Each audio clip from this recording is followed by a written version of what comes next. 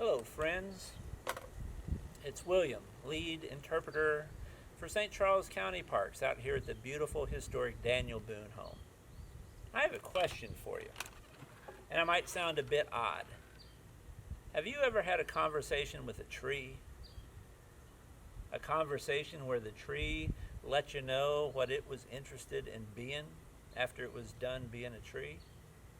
Well, believe it or not, trees will talk. And they'll tell you all of these things if you just know how to listen. And in fact, that was a skill that the pioneers had. When they showed up out here and saw all of this abundant hardwood, they could look at the trees and they could see how they could be formed to really make specific tools or parts of log cabins that they needed. And in fact, this tree right here told our good friend Marvin that it wanted to be a shave horse. And so Marvin worked hard and he made that happen. And this right here, well, you can probably even hear it telling you that this tree, it wanted to be an old-time hay rake. So I'm working on that. So these are all things that the pioneers, they could do. They could read wood. They could listen to what it had to say. So how did they actually fashion these tools? Well, the way they worked at it was always by having tools that would exploit the wood's weakness. And so with this, anything that has a blade just slices wood. And remember, wood runs lengthwise, and so you can take a blade and you can just separate those lengths and they'll just come away really easy. Now, I've been working on this for a while. I don't want to dig in really deep, but it makes sense that if you wanted to remove a lot of wood, you would want to use a large blade. Now this is a draw knife, and so if I were going to be shaping this into, well, let's say we could make this into an axe handle. I've still got a little bit of work to do on it. So that I can take this draw knife and I can take big chunks of wood out if I need to.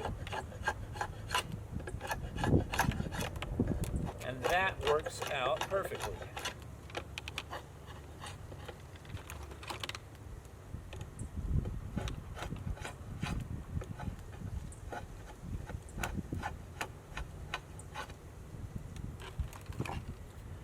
So I can get a rough shape done with this, but it takes big chunks out of the wood.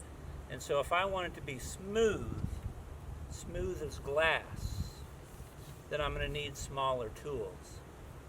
Now you may wonder, why go to all the trouble to make something that would be smooth as glass? It's just a handle, right? Well, the pioneers understood something. They understood the importance of making tools that lasted.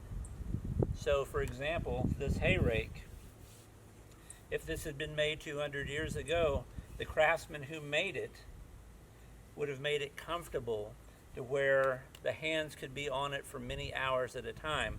And so it would be good for daily work, but also the idea that this tool might last multiple seasons and could even be passed down from generation to generation.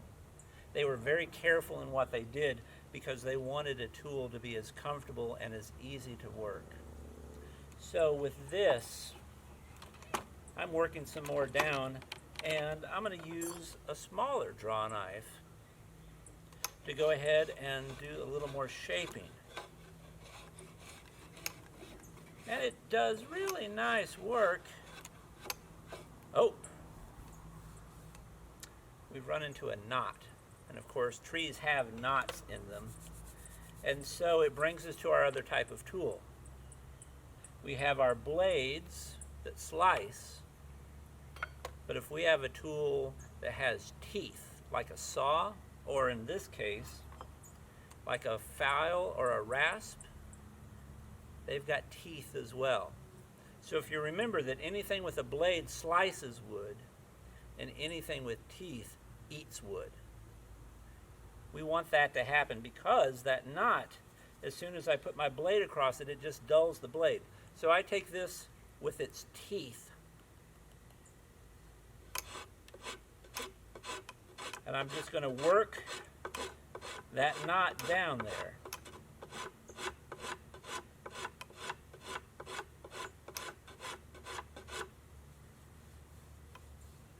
Now when all that's done, I no longer have the knot, but you know what I have left? I have some really ugly teeth marks on this wood. So I can take another file with smaller teeth, which, you guessed it, it's going to take smaller bites.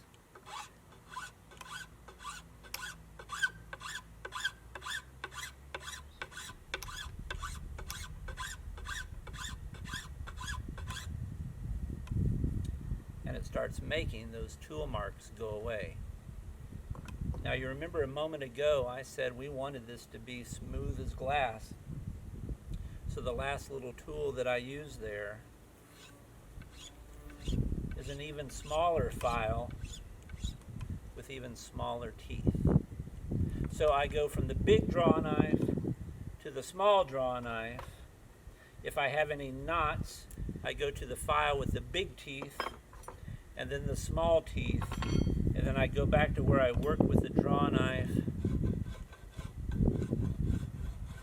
and those little ridges right there I can shape by hand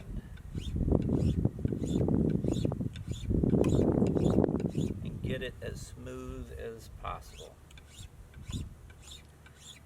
It was by knowing how wood works, or more importantly, by knowing how wood fails, that the pioneers were able to work smart. They worked hard too, but they mostly worked smart. So I've got about 6 hours into this right now. I've got about 3 more hours to go, so I reckon I ought to get back to work on it. But thank you for watching.